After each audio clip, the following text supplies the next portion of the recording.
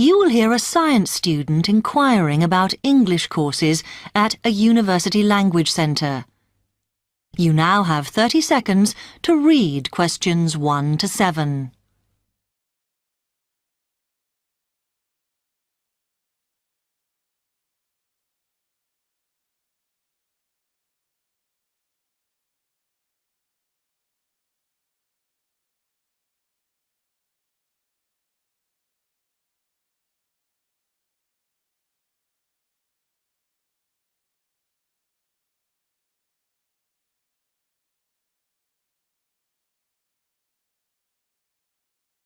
Hi, I've come to ask about the English courses you run for international students. Oh, right. I assume you're a student at the university. Yes, I've just started. Okay. Well, we've got a range of courses. It depends what you think you need and how much. Oh. We can't run everything at the same time, though. So, for example, in this first term, we are just doing a writing course. I see. That sounds quite useful. What else is there? Some of the courses only run for single terms, and we tend to focus on what students have difficulty with. That means we don't usually do speaking courses, but next term you can do listening. Oh. That'll help you with lectures and things. Our provision is all based on what the majority of our international students need. So is everything term-based? There's nothing that you run all year? Well, let's have a look. Yes, there is a class for vocabulary and grammar every term. That's for everybody, but it's split into 3 or 4 levels. And what about in the holidays? We don't do anything during the winter or spring break. Oh. But over the summer, there's just general classes because that's what most students want. A bit of everything. Okay, quite a variety then. I'll have a think about what I really need because I haven't got much time. Do you have about 20 students in each class, the same as our science seminars? We try to keep it at about 12 and certainly not more than 15. It's important for language classes. They're very different from your normal courses. Right. And how much are the classes? The rate varies depending on how many hours you attend, but you shouldn't have to pay. Usually, the department will fund you and even sort out which classes you need. Brilliant. It would be quite useful for me to have a certificate to take back to my country. Do you put us in for exams? Yes, but we don't like them to clash with your main course exams in June, so we run them in May. Oh. That leaves you time for revision. Do I have to sign up for something now? I'm not quite sure what I want. Classes haven't quite started yet, so you've got time to decide what you do. All we insist is that you sign up before week 5. That gives you about 3 weeks to decide. Okay. You now have 15 seconds to read questions 8 to 10.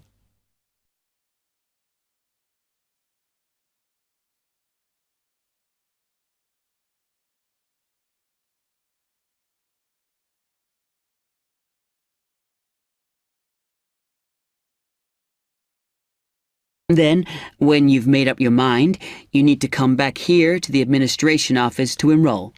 What do I need to bring with me when I enroll? My identity card, I guess. Yes, or your passport. Then you'll be given a registration form, which you'll have to show to the teacher when you have your first class. Okay.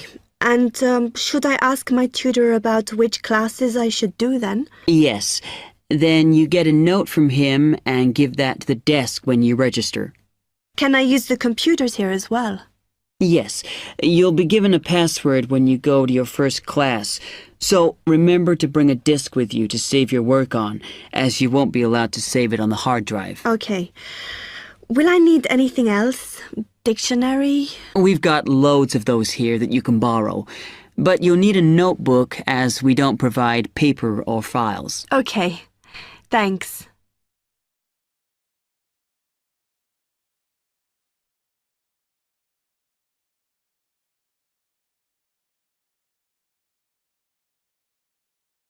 That is the end of part 1. You now have half a minute to check your answers.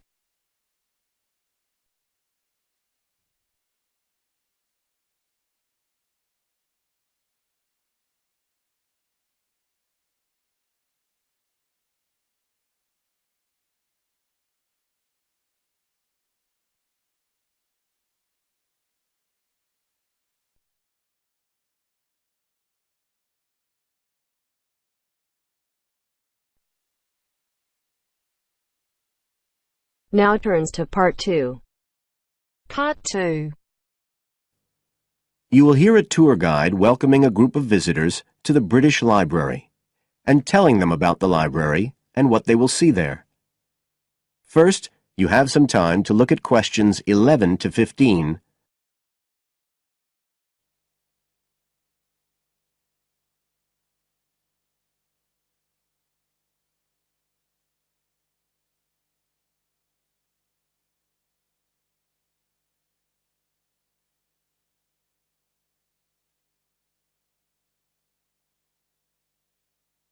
Now listen carefully and answer questions 11 to 15. Good afternoon, ladies and gentlemen, and welcome to your very own tour of the British Library on this lovely afternoon. My name is Tony Walters, and I'm your guide for today. Could I please see your tickets for the guided tour? I'd also like to remind you that any tickets bought today do not include a visit to the reading rooms. I'm afraid we don't do visits on Fridays, or any weekday during working hours, so as not to disturb the readers. But if you do want to see those rooms, the only day there are tours is on Sundays. So, I don't want anyone to be disappointed about that today. OK? Thank you. Right, we'll start with a brief introduction. As many of you know, this is the United Kingdom's National Library, and you can see that this is a magnificent modern building. It was first designed by Sir Colin St John Wilson in 1977, and inaugurated by Her Majesty the Queen more than 20 years later in 1998. As you can see, the size is immense, and the basements alone have 300 kilometres of shelving, and that's enough to hold about 12 million books. The total floor space here is 100,000 square metres, and, as I'll show you, the library houses a huge range of facilities and exhibition spaces. And it has 1,000 staff members based here in the building. So, you can appreciate the scale of our operation. In fact, this was the biggest publicly funded building constructed in the United Kingdom last century. It is still funded by the government as a national institution, of course, and it houses one of the most important collections in the world. The different items come from every continent and span almost 3,000 years. The library isn't a public library, though. You can't just come in and join and borrow any of the books. Access to the collections is limited to those involved in carrying out research. So it's really a huge reference library for that purpose, and anyone who wants to consult any materials that are kept here can formally apply to use the library reading rooms. You now have some time to look at questions 16 to 20.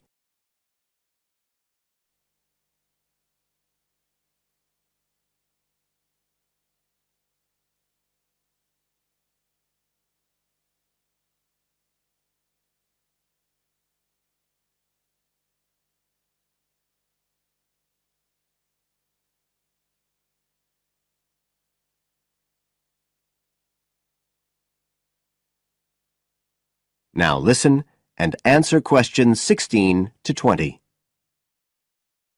Right, well, here we are, standing at the meeting point on the lower ground floor, just to the right of the main entrance. I've given you all a plan of the building so that we can orientate ourselves and get an idea of where we'll be going. Now, outside the main entrance, you'll see the wide piazza with the stunning sculpture of Newton. The sculptor was Paolozzi, but it's based on the famous image by William Blake, and it's definitely worth a closer look. On the other side of the piazza from the statue is the conference centre, which is used for all kinds of international conventions. We'll take a quick look inside at the end of our tour.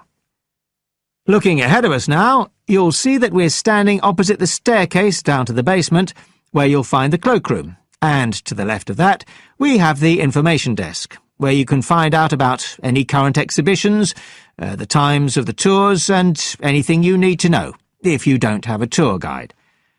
As you can see, on this lower ground floor, we also have a bookshop. That's the area over to the left of the main entrance.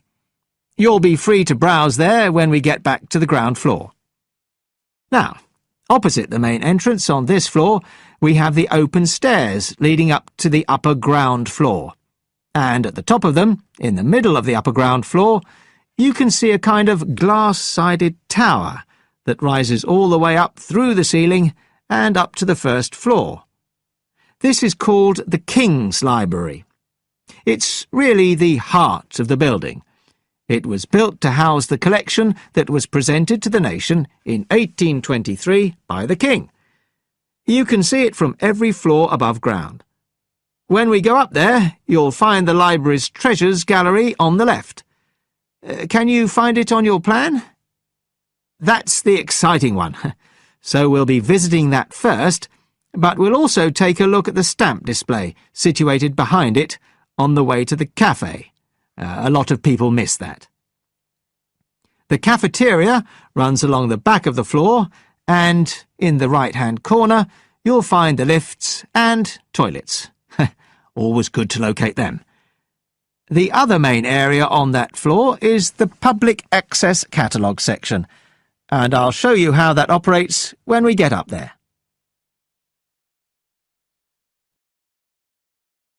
That is the end of part 2.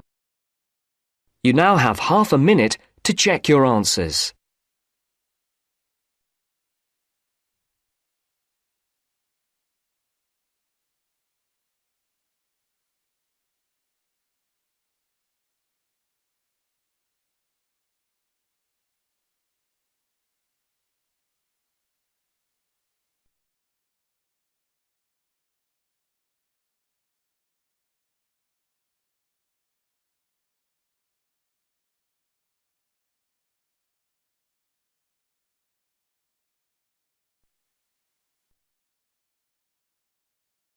Now turns to part 3. Part 3. To hear a reporter from the New York Times who is presenting a news report prepared by Dion Ciasi and Robert Gebeloff on the topic Middle Class Shrinks, further as more fall out instead of climbing up. First, look at questions 21 to 23.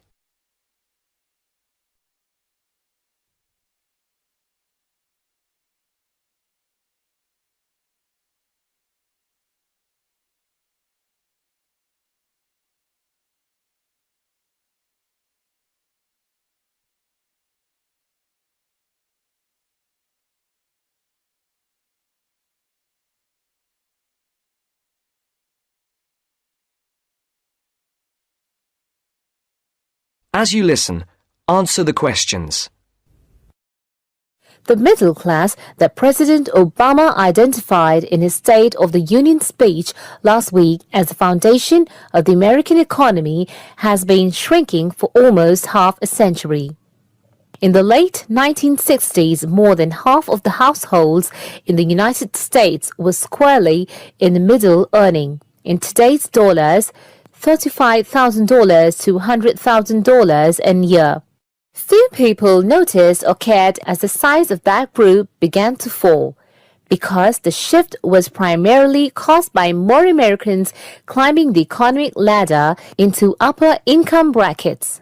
But since 2000, the middle class's share of households has continued to narrow, the main reason being that more people have fallen to the bottom. At the same time, fewer of those in this group fit the traditional image of a married couple with children at home. a gap increasingly filled by the elderly. This social upheaval helps explain why the president focused on reviving the middle class, offering a raft of proposals squarely aimed at concerns like paying for college education, taking parental leave, affording childcare, and buying a home.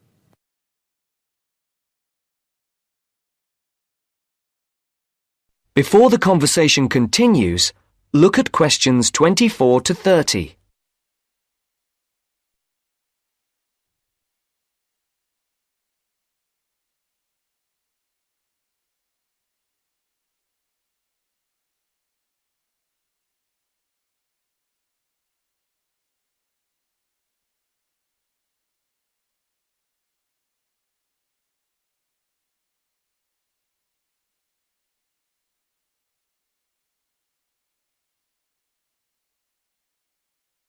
Now listen to the second part of the discussion.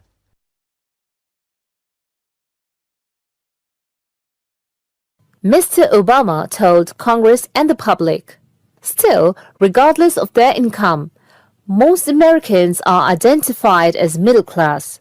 The term itself is so amorphous that politicians often cite the group in introducing proposals to engender white appeal. The definition here starts at $35,000, which is about 50% higher than the official poverty level for a family of 4 and ends at the 6-figure mark. Although many Americans in households making more than $100,000 consider themselves middle class, particularly those living in expensive regions like the Northeast and Pacific Coast, they have substantially more money than most people. However, the lines are drawn. It is clear that millions are struggling to hang on to accoutrement that most experts consider essential to a middle-class life. I would consider middle class to be people who can live comfortably on what they earn, can pay their bills, can set aside something to save for retirement and for kids in college, and can have vacations and entertainment, said Christine L. Owens, Executive Director of the National Employment Law Project.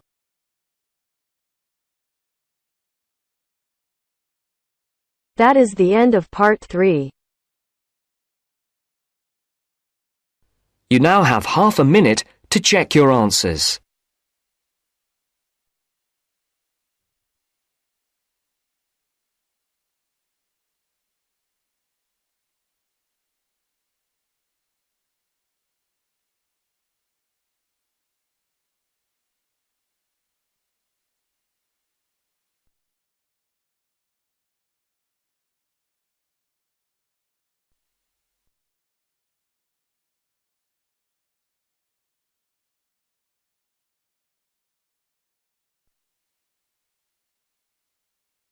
Now turns to part 4.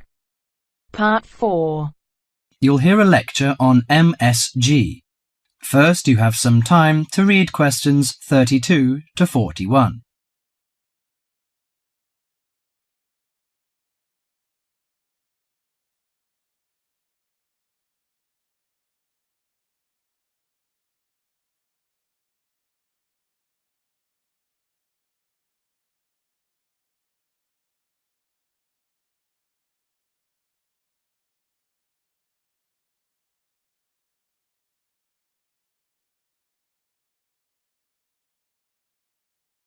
Now listen to the conversation and answer questions 32 to 41. You've probably noticed that MSG appears regularly among the ingredients of your favorite foods. But what is it? How long has it been used? How is it used? MSG, or monosodium glutamate, is a chemical commonly used to add flavor to salty or sour tasting foods. The average person knows almost nothing about it, but today MSG is found in everything from potato chips to soup. Its principal component is an amino acid called glutamic acid or glutamate. It was identified by Professor Kikuné Ikeda in 1908, but Eastern cooks have been using glutamate-rich seaweed as flavoring for more than 1,200 years. Glutamate is found in 2 forms: bound glutamate, which is linked to other amino acids forming a protein molecule, and free glutamate, that has no link to protein. Only free glutamate is effective in enhancing the flavour of food. Foods often used for their flavouring qualities, such as tomatoes and mushrooms, have high levels of naturally occurring free glutamate. MSG is usually produced through fermentation of corn, sugar beets, or sugar cane. The finished product is a pure white crystal, which dissolves easily and blends well in many foods. Monosodium glutamate enhances the basic flavour of many foods. New studies also show that MSG elicits a unique taste that is known as umami in Japan and often described by Americans as a savoury, broth-like or meaty taste. Umami may be the fifth basic taste, beyond salty, sweet, sour and bitter. As an integral part of cuisines around the world, this savoury taste is common to the bouillons of Europe, the oyster sauce of China, the soy and fish sauces of Southeast Asia, the pizza of Italy, and the chowders and stews of America. MSG helps bring out the best natural flavours in a variety of foods such as meat, poultry, seafood, and vegetables. While MSG harmonises well with salty and sour tastes, it contributes little or nothing to sweet or bitter foods. Results of taste panel studies indicate that a level of 0.1 to 0.8% MSG by weight in food provides optimum enhancement of the food's natural flavour. This is within the range of glutamate that naturally occurs in foods. Approximately 1/2 teaspoon of MSG is an effective amount to enhance the flavour of a pound of meat or 4 to 6 servings of vegetables or soup. MSG is a self-limiting substance. Once the proper amount is used, adding more contributes little to food flavour. Overuse of MSG, as with many other seasonings and spices, may cause some foods to have an undesirable taste. There is simply no substitute for wholesome quality food and good cooking techniques. MSG makes good quality food taste better, but will not improve the flavour of poor quality food. Disturbingly, scientists have known since the 1960s that MSG kills brain cells in young animals. Further research suggested that MSG may also be responsible for ailments ranging from skin rashes to irregular heartbeat and depression. Reports vary on just what percentage of the population is sensitive to MSG. One researcher put the figure as high as 30%. But food industry-sponsored studies have suggested it as low as 1 to 2%. Baby food manufacturers agreed to take MSG out of their products in the 1970s, but it is still widely used in other foods. This is because MSG is an economical way of stimulating great taste. If you're making a chicken stew but can't afford a whole chicken, why not use a little chicken and a lot of MSG? Consumer groups in the USA campaign regularly against its use, but for many of us, MSG will continue to be a part of everyday life. Food, it seems, will always be a matter of personal taste. That is the end of part 4. You now have half a minute to check your answers.